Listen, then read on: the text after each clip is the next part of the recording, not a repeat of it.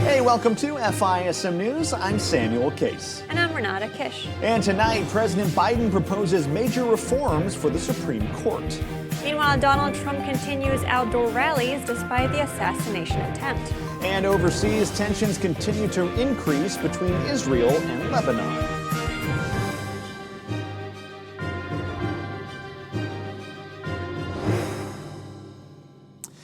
Well, let's start with President Biden, who unveiled, as we said, a series of Supreme Court reforms this morning, including term limits for justices and an enforceable code of ethics as well. Writing in an op-ed for the Washington Post, Biden said these reforms would, quote, restore trust and accountability to the court, which he said is facing a crisis of confidence. This comes as Democrats have been ramping up their attack on the Supreme Court, which Senate Leader Chuck Schumer slammed this weekend as a MAGA right-wing court. The Supreme Court is a morass. First, it's an ethical morass. The idea that wealthy individuals, many of them right-wing, can both pay for cases before the court and at the same time give justices gifts or trips is outrageous. And frankly, Chief Justice Roberts isn't doing enough to curb it. But it's a morass in even a worse way. This is a MAGA right-wing court. It's already taken away the right to choose. It could very well go further on that. I fear it will. Biden's now calling on Congress to pass a code of ethics requiring justices to disclose gifts, refrain from public political activity, and recuse themselves from cases in which they have any conflicts of interest. He's also at the same time urging lawmakers to adopt an 18-year term limit for justices who currently serve life tenures. And on top of all of that, Biden's also proposing a new constitutional amendment in order to undo the court's recent ruling granting broad presidential immunities for official acts. That ruling, of course, sided with Donald Trump. Now, it's certainly a long wish list, but it's also one that legal analysts say is really unlikely to go anywhere. Well, these are very pie-in-the-sky type of ideas. Nothing about the Supreme Court reforms could be immediately implemented, but it certainly shows the position of the Democrat Party. They don't like the outcome of the court's ruling, so they want to change the rules here. So many of these reforms would require, if not legislation, actual constitutional amendments. So again, not politically viable at the moment, but certainly a strong and radical position. That was constitutional law attorney Katie Cherkesky. Many analysts believe the reforms are perhaps more political ploys than anything else, with the hopes of making the Supreme Court a key talking point for the presidential election. Meanwhile, House Republicans have canceled votes on 12 spending bills, breaking their promise to voters. Last October, House Speaker Mike Johnson said in a letter that the House would not go on a break in August unless all 12 appropriations bills have passed the House. So far, only 4 have passed, yet GOP legislators plan to go on break a week early. Representative Tom Cole from Oklahoma said the GOP had done its part by getting the 12 bills out of committee. He said they are a good starting point for negotiations. Republican Majority Whip Tom Emmer said they didn't bring more challenging bills forward because they would have likely failed. At the same time, Congressman Steve Scalise blamed Democrats for voting no on every proposed legislation. He said that eventually that leads to hitting a wall since some Republicans also vote unfavorably. According to Politico, Republicans also didn't agree on language about abortion and contraceptives in some of the legislation, which led them to not pursue votes on those bills. The House must pass a continuing resolution by October 1st to avoid a government shutdown. Elsewhere, former President Donald Trump now says he will continue to hold outdoor rallies despite security concerns following his attempted assassination. Posting on Truth Social, Trump said on Saturday, "I will continue to do outdoor rallies," and Secret Service has now agreed to substantially step up their operation. This comes after Secret Service officials urged the former president not to hold outdoor events after being shot in Butler, Pennsylvania just 2 weeks ago. Meanwhile, Trump also announced he'll be returning to Butler in order to hold a rally in honor of Corey Compatore, who was killed during the shooting. Trump said it will be a beautiful rally honoring the soul of our beloved firefighting hero Corey and those brave patriots injured 2 weeks ago. A date has not yet been announced. Meanwhile, Vice President Kamala Harris has raised a whopping $200 million during the first week of her campaign. According to Axios, 66% of donations came from first-time donors. The Harris campaign said that more than 170,000 volunteers joined her campaign after President Biden dropped out. Campaign Communications Director Michael Tyler said the race will be a close one in November, with only a small margin deciding the election in some states. No doubt, the large sum of money Harris has just received will give her a major boost this election season, and she also secured the support of major party leaders, donors, and most delegates. Her most recent funding closely matches Republican support for Trump, based on an FEC report from June 30th. And speaking of Harris, she is continuing to move forward with her campaign, earning high-profile endorsements over the weekend, including Vermont Senator Bernie Sanders and former Vice President Al Gore. Sanders said Harris will create a government that works for all the people, not just the 1%, while Gore described her as the kind of climate champion we need in the White House. Those endorsements come as the vice president is now seeing a notable bump in her favorability ratings since President Biden dropped out of the race last week. Harris has seen her favorability among voters improve in most polls, going from 35% last week to 43% this week. That's according to a new ABC News poll. And among independent voters, which are perhaps the most important voting bloc, 44% now have a favorable view of Harris. That's up from just 28% 1 week ago. All right, and up next, we'll get a look at Netanyahu's visit with Donald Trump last week. We'll look at that and more after this short break. My name is Valtasia. I have 5 kids total. I was basically a single mom. I didn't have an address to my name. And here it comes, that not just one baby I'm finna have, it was 3. I honestly was not gonna keep them. I had it in my mind, deep down inside, that I couldn't do it. I came straight abortion minded. What changed my mind was I talked to the counselor and, very encouraging. They'll also tell me, you're not going to be alone. If you need anything, reach out to us or anything. I was amazed. I definitely have a challenge of having my babies. A lot of people will ask me, how do you do that? How do you maintain? Only thing I can say is prayer. Prayer really, really works. To donate, just dial pound 250 and say the keyword baby, or go to financialissues.org and click on the preborn banner. There are moments in life that define us. Choices determine the courses we take. Choices that create life, or those that save a life. And some make life worthwhile. There are decisions to stay or to go, to remain the same, or to grow. Sometimes we pray and make peace. Other times we take a stand for what we believe.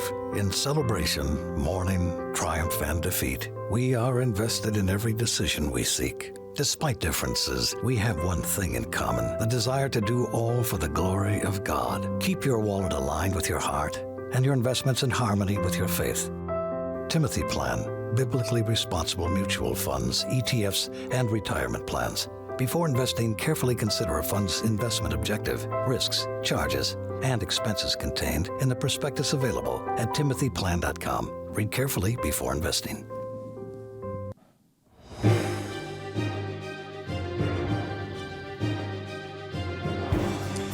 All right, and welcome back to FISM News. I'm Samuel Case. We begin with that recap of Trump's meeting with Israeli Prime Minister Benjamin Netanyahu on Friday, which actually marked the first meeting between the two men since Trump left office in 2021. The two had plans to discuss the ongoing tension in the Middle East, specifically, of course, the war between Israel and Hamas. According to the Times of Israel, during their talk at Mar-a-Lago, Trump warned of a third world war if not reelected, saying, quote, "We have incompetent people running our country." Trump at the same time also slammed Vice President Kamala Harris's comments following her meeting with Netanyahu on Thursday, where she condemned the humanitarian situation in Gaza. Trump said Harris was disrespectful to Israel. However, it should be noted that Trump does have his ongoing criticisms of his own against Israel as he urges the country to finish the war as quickly as possible. He said this, quote, "You got to get it done quickly because they, that is Israel, are getting decimated with this publicity, adding that Israel is not very good at public relations. I'll tell you that. And still in Israel here, the IDF is accusing Hezbollah of a deadly attack on a soccer field that killed 12 young people and children.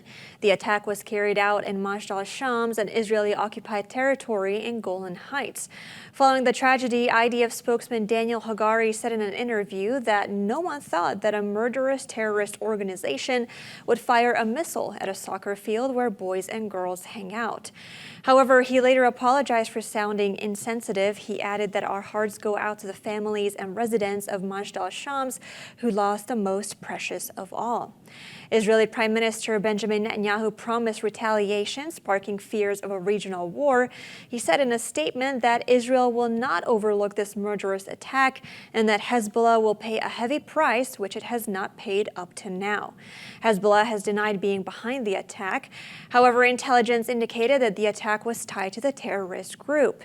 U.S. Secretary of State Antony Blinken agreed with the assessment, saying that the U.S. stands by Israel's right to defend its citizens from terrorist attacks. And moving away now from the Middle East to the Far East, where the U.S. and Japan are deepening military ties as they label China as the greatest strategic challenge in the region. Defense Secretary Lloyd Austin announced yesterday that the U.S. is now upgrading its existing base in Japan to now a joint force headquarters. The United States will upgrade the U.S. Forces Japan to a joint force headquarters with expanded missions and operational responsibilities. Now, this will be the most significant change to U.S. Forces Japan since its creation, and one of the strongest improvements in our military ties with Japan in 70 years.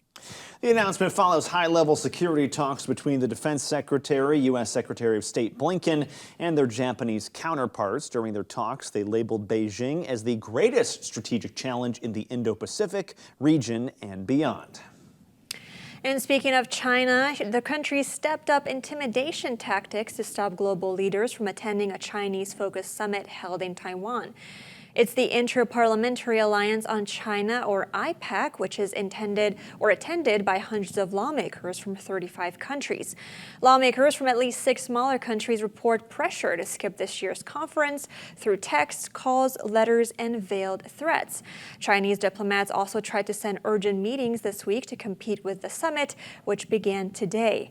The alliance said it's an effort to further isolate Taiwan. Beijing has previously sanctioned alliance leaders.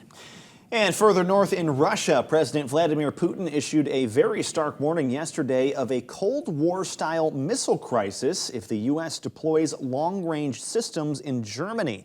In fact, he says Russia will make mirror moves if the U.S. implements those plans that were announced earlier this month, which would involve stationing similar missiles within striking distance of the West. The Russian president also repeated his former warning that they may resume production of shorter-range missiles that can even be equipped with nuclear warheads as well. His remarks were made at this year's Russian Navy Day, which was also attended by sailors from China, India, and Algeria.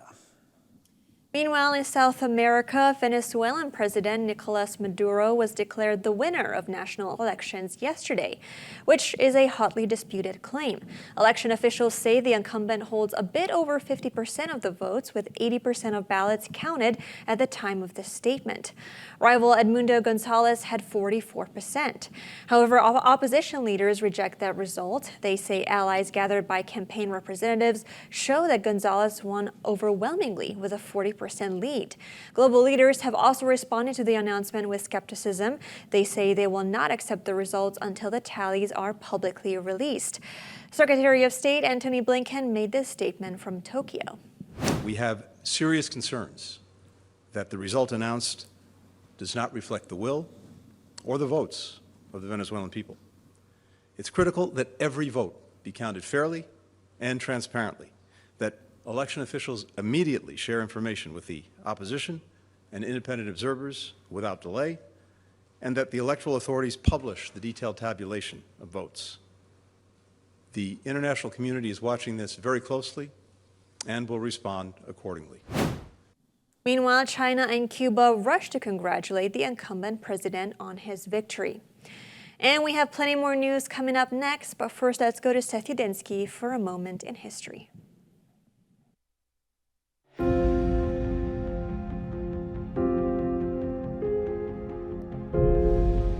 Welcome back to A Moment in History. I'm Seth Udinsky. In today's episode, let's explore one of the most iconic pieces of architecture in the Western world. This tower is famous actually for a mistake in its design. Where most buildings stand straight up on a level plane, this one leans on an angle. It was built in the Middle Ages as part of a medieval church ground in Italy, and it still stands today, leaning to the side. Let's explore the fascinating Leaning Tower of Pisa. Now, medieval builders began construction of this famous tower in the late 12th century AD, during the height of the Crusades. It was built on the grounds of the church at Campo dei Miracoli, or Field of Miracles, in Pisa in the Tuscan region of Italy. Interestingly, the Tower of Pisa was built to serve as a bell tower, which it did in the Middle Ages as part of a church ground constructed to serve crusaders going to or returning from the Holy Land. The tower took nearly 200 years to build, but almost immediately into its construction, builders noticed its foundation was faulty. At the same time, the Italian Papal States were engulfed in war, so construction on the tower was delayed significantly. During this time, one side of the tower slowly began to sink into the soft ground, causing the tower to lean, but interestingly, not fall over. In an architectural anomaly, the tower leaned to its side but could still support substantial weight, thus fulfilling its purpose as a bell tower for several hundred years after its completion in the late 14th century. The tower held several bells at various times, the heaviest of which weighing 8,000 pounds. Now, skipping ahead to the 20th century, officials realized the tower's base needed to be reinforced if it would survive. The heavy bells were removed for renovation and reinforced concrete was added to the base, making the building safe again for tourists and visitors. Architects speculate that the tower should remain safe for visitors for the next 2 centuries, even though it leans at an angle of roughly 4 degrees or 13 feet. Of course, one cannot discuss the Leaning Tower of Pisa without the famous experiment of gravity and mass conducted by Galileo Galilei. Historians are not sure whether the Italian scientist actually conducted this experiment or whether it was simply a legend. Either way, the popular tale adds to the mystique of medieval Europe's most famous architectural anomaly, the Leaning Tower of Pisa. Thanks so much for joining me once again for A Moment in History. Do you want to invest in biblically responsible stocks? Financial Issues can help. For only $132 per year, our team of experts will help you make wise decisions with your money and guide you to successful investments that will not dishonor God. You'll also have access to our Portfolio Tracker tool, which will help you keep an eye on your asset allocations, and our Buys and Sells page, which will give you valuable information about biblically responsible stocks. Being a Financial Issues partner is the best way to invest in accordance with biblical values. Make the most of your money by becoming a partner today. Sign up at financialissues.org. That's financialissues.org.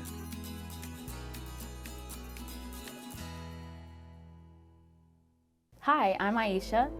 At first, I was debating whether or not I was really pregnant and took a test. While I was waiting, they talked to me about different pregnancy choices and different options and information that helped me be more educated. To confirm, I got an ultrasound of the pregnancy test, and it was for sure positive, and I got to hear and see my baby for the first time. Hearing the heartbeat made me cry, and it was certain that I was going to keep my baby forever.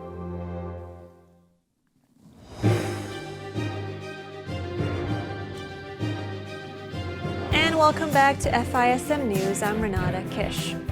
Well, let's start back in the U.S. When recent court filings, the Department of Justice accused the social media platform TikTok of collecting U.S. user data and storing it for its China-based parent company, ByteDance.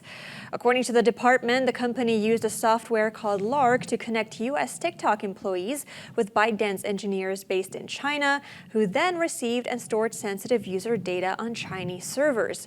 Lark allegedly allowed ByteDance employees to filter data based on user interests, monitoring content about abortion, gun rights, and other controversial subjects.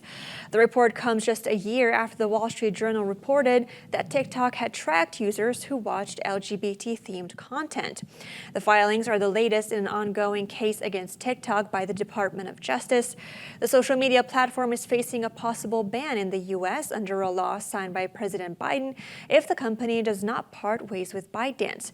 TikTok and some content creators on the platform have since challenged that law.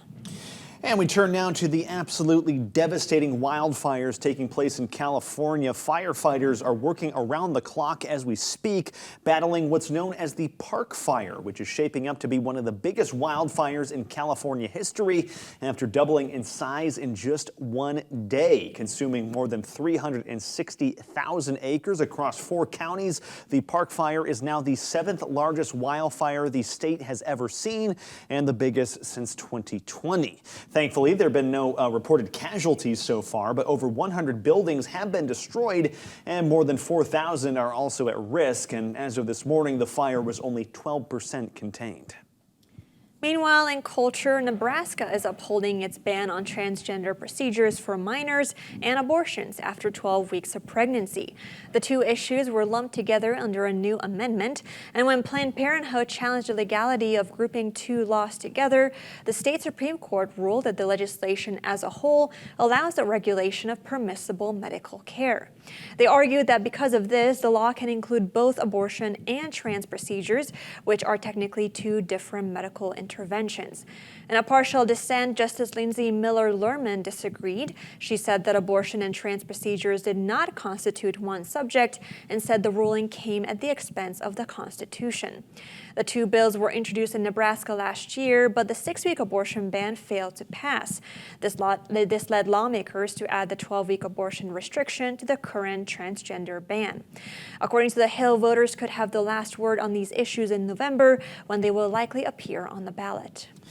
And in light of these cultural battles, Donald Trump is urging Christians to get out and vote this November. Speaking at the Believers Summit in West Palm Beach, Florida on Friday, Trump said the nation is facing the most important election ever, while at the same time promising to prioritize Christian concerns if reelected. And again, Christians, get out and vote just this time.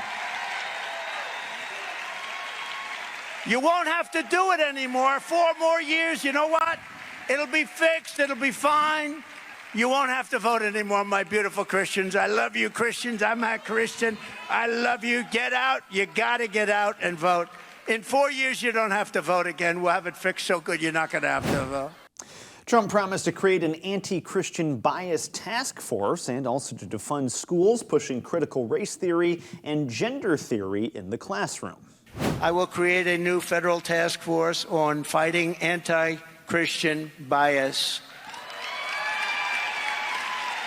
And its mission will be to investigate all forms of illegal discrimination, harassment, and persecution against Christians in America.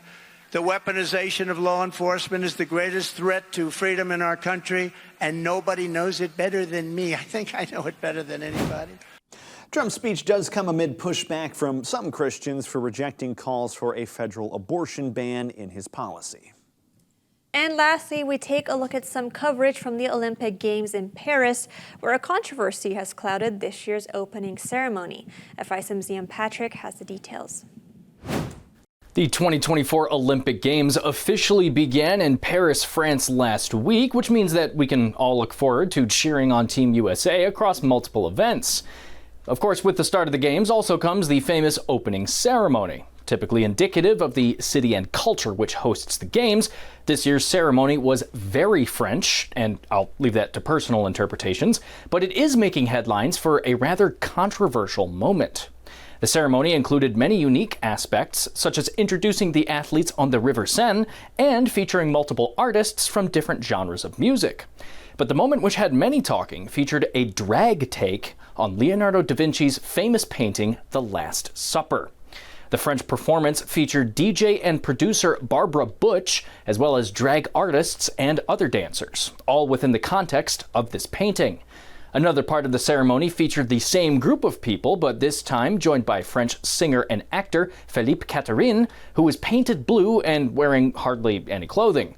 Not to mention the fact that the display included at least one child amidst the scantily clad group of men and women. Religious officials were offended by the display, and the French Catholic Church's Conference of Bishops even said the performance, quote, mocked Christianity. Christian leaders in the U.S. also decried the performance, including some politicians, such as House Speaker Mike Johnson and Senator Katie Britt. Candace Cameron Bure, who's the star of 90s sitcom Full House and the wife to a medal-winning Olympian, summed up many of these Christian critiques, saying that the performance blasphemed Christianity. So to watch such an incredible and wonderful event that's going to take place over the next 2 weeks and see the opening ceremonies completely blaspheme and mock the Christian faith with their interpretation of the Last Supper was disgusting. And it made me so sad. And someone said, you shouldn't be sad, you should be mad about it. And I'm like, trust me, it makes me mad, but I'm more sad because I'm sad for souls. Not soon after these complaints were lodged, organizers of the Paris Olympics have issued an official apology, saying that it was not their intention to offend anyone. I think that Thomas Joly really tried to really intend to celebrate community tolerance. That was his word yesterday. And looking at the result of the polls that we shared, we believe that this ambition was achieved. If people have taken any offense, we are, of course, really, really sorry. The Paris Olympics also tried to clarify that the moment was meant to be an interpretation featuring the Greek figure Dionysus.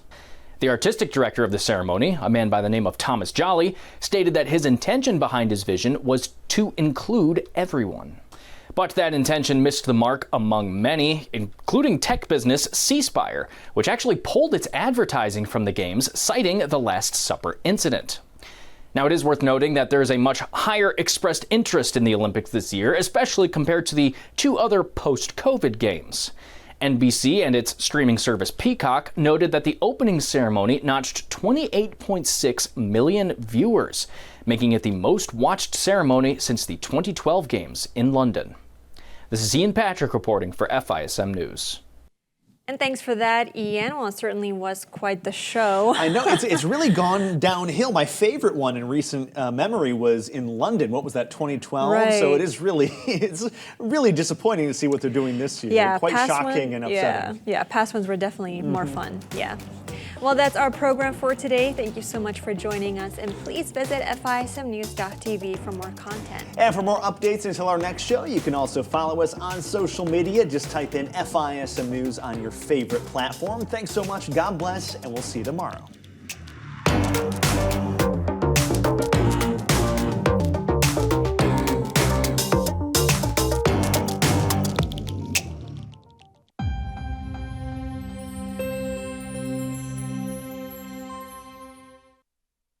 Are you tired of the chaos? There are a lot of things that make noise, but only a few that truly matter. As a parent, I want to leave something that will last for a long time. You invest $300 a month, increase on slowly by the time you retire. Not just an inheritance of money, but a legacy of godly values. Here at Financial Issues, we want to help you grow your money, but our main goal is to help you honor God with the money that He's given you. Invest your money in a God-honoring way. Go to financialissues.org.